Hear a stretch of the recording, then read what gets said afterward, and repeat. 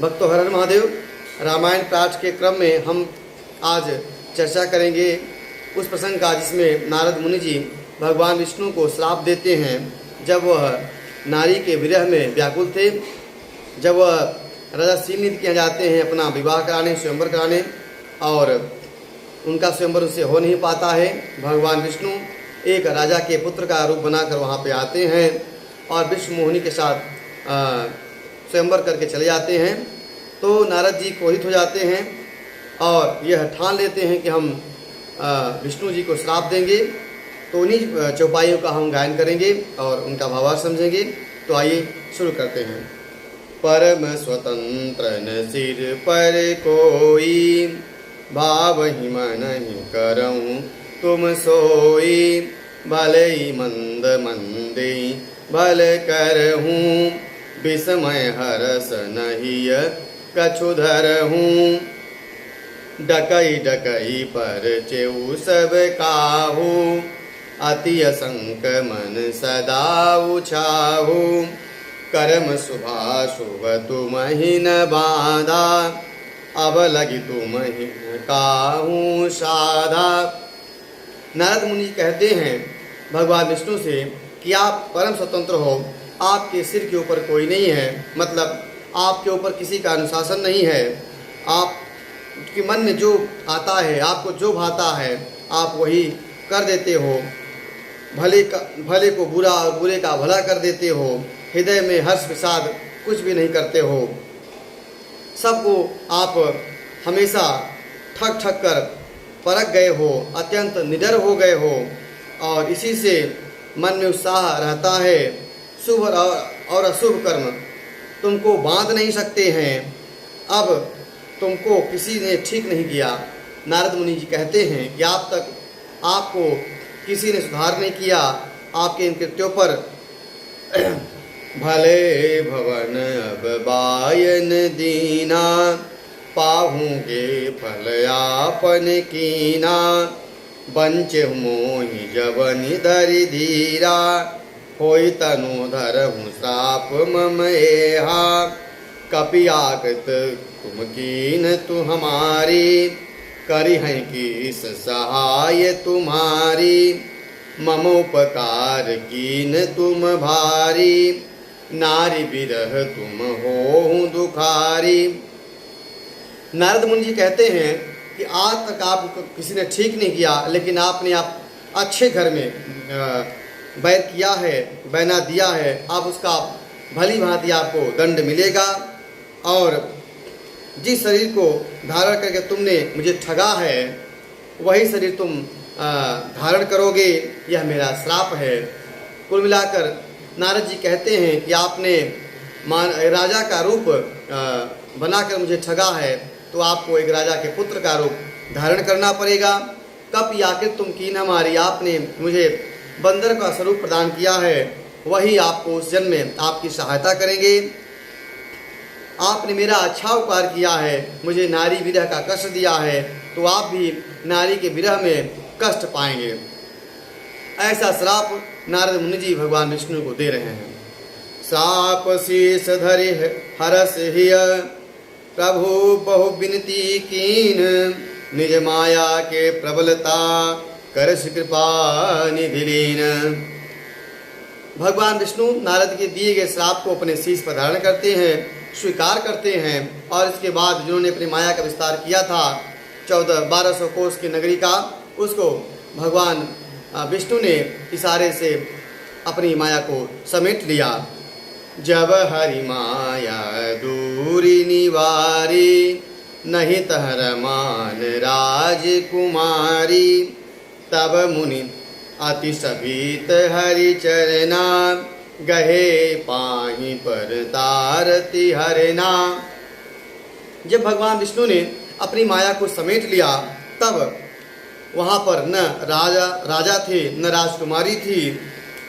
तब नारद मुनि जी के मन में काफ़ी ग्लानि हुई और वह भयभीत होकर भगवान श्री हरि के चरणों में पड़ गए और त्राहिमाम करने लगे।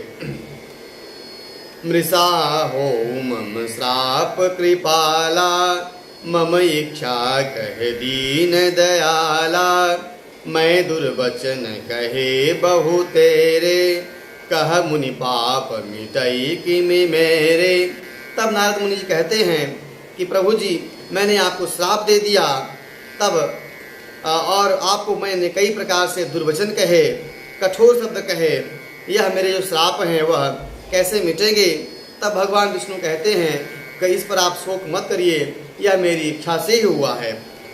जपहु जाई शंकर सतनामा, होई है हृदय तुरत विश्रामा, कौन ही शिव समान प्रिय मोरे, असी प्रतीत तजहु जनि भोरे।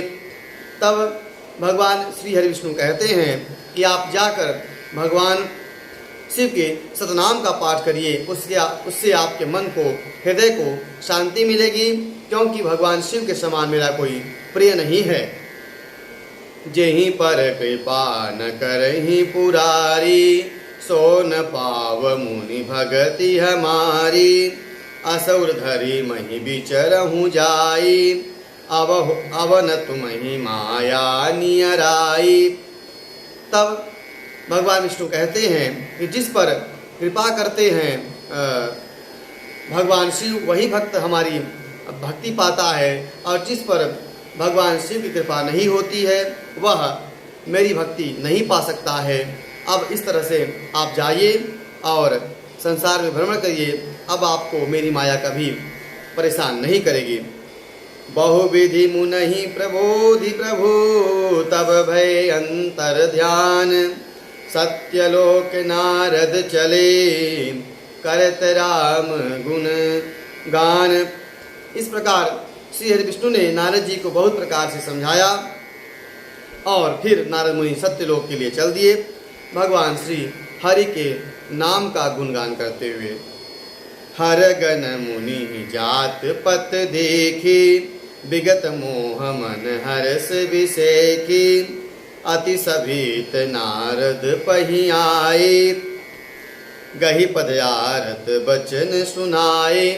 तब जो भगवान शिव के पार्षद थे वहाँ पे आए, और उन्होंने देखा कि नारद मुनि जी अब मोह से ग्रसित नहीं हैं। तब वह भयपूर्वक डरे हुए नारद जी के चरणों में बारंबार प्रणाम किया और अपनी आर्त वचन सुनाए। हर गण हमन विप्र मुनि राया, बड़े अपराध कीन फल पाया, साप अनुग्रह करहु कृपाला, बोले नारद दीन दयाला।